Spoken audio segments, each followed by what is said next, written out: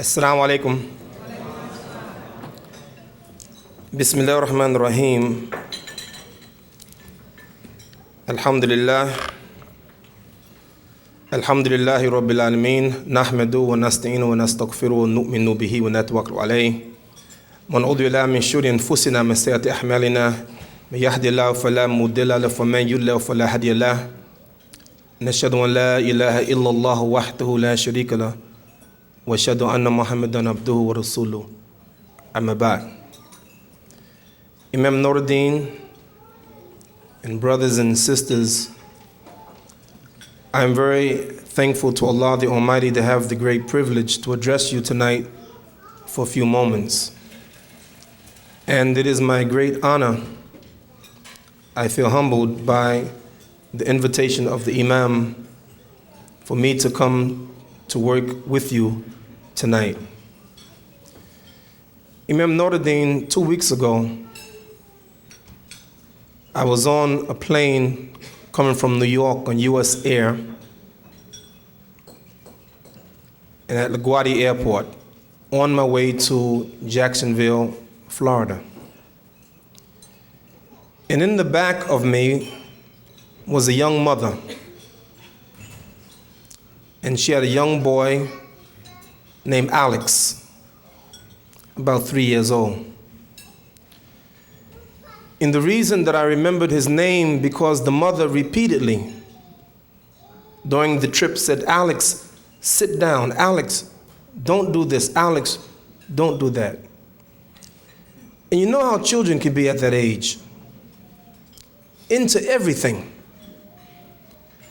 And then finally, after the mother said, "Alex, don't do this," finally Alex said, "But mommy, why?" And she said, "Alex, just because I say so."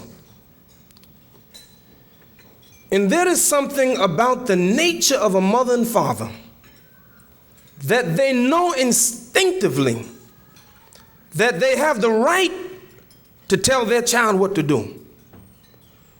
They don't have to read it in the manual.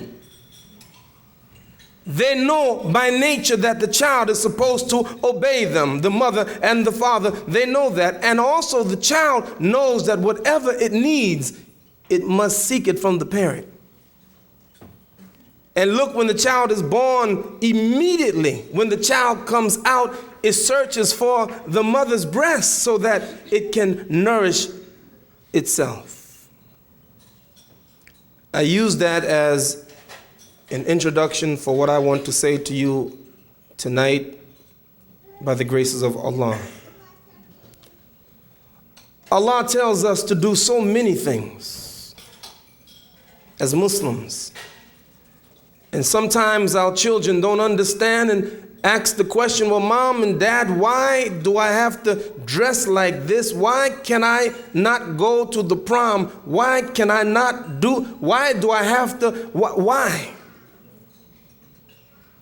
And sometimes we have to say, well, just because Allah said it, and trust Allah. Brothers and sisters, you can tell oftentimes the significance of something based upon how many times it's repeated. I wonder, do you know which word in the Quran, this 114 chapters, which word is repeated more often than any other word?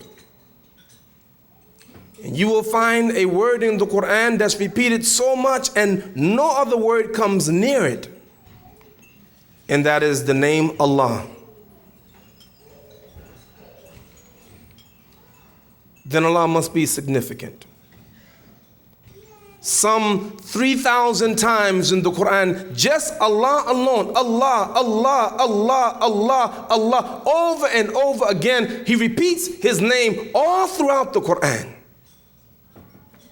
And it's interesting to note that the word after the name of Allah that most often appears in the Quran is the word knowledge and its derivatives. Almost 1,000 times Allah repeats the word in the Quran, ilm, alam, ulima, ta'lamu, alam. All of these things, knowledge and its derivatives. First, the name of Allah, and then knowledge. Today, brothers and sisters, I'm going to offer to you what I believe should be the spirit of our community in the next 1,000 years. I often wonder what tomorrow will be like. Sometimes I think and wonder, when my little Sajda, my youngest daughter, is 30 years, what will this country be like? I wonder 500 years from now, and if we're still around, what would this world be like? The truth, brothers and sisters, none of us have the ability to know exactly what will happen tomorrow. For Allah reveals in Quran, أعوذ بالله من الشيطان الرجيم وما تدري نفس ماذا تكسب غدا. And no soul knows what it will earn tomorrow. Today you're rich, tomorrow you're poor. Today you live in a nice home, tomorrow you're homeless. Today you married to a wonderful man, tomorrow you're widow. You have great parents today, tomorrow one of them or both of them are gone. You have children today, but tomorrow some of them will go because Allah will take them away, because that's the nature of this life. And whenever you begin to hold on to things in this life, Allah lets you know that nothing is permanent but Him. And so all your life you learn to love things. And as soon as you get real close, Allah snatches it away from you. Just to let you always know to remember to be humble, and that you always put your trust in Allah. Not money, not material things, but in Allah. So what will the future be like? I want to first commend Imam Nuruddin and the beautiful believers at Masjid Ansar in Sister Claire Muhammad School. Imam, I have to say this. I've been to a few places, and I have never received the hospitality that I received from you since I've been here. It's unbelievable. Honestly, I mean, I can't make this up. Tariq and Jihad actually, they said, Imam, we want to make sure you have some water. They gave me 18 bottles of water.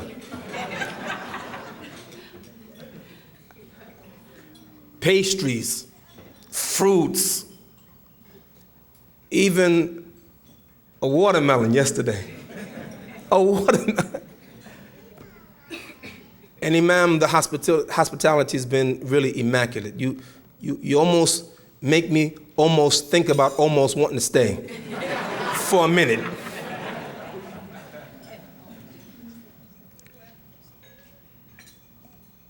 I want to commend the entire school system of Sister Claire Muhammad School, because one of the longest running full-time schools in America is Sister Claire Muhammad School. That's a fact.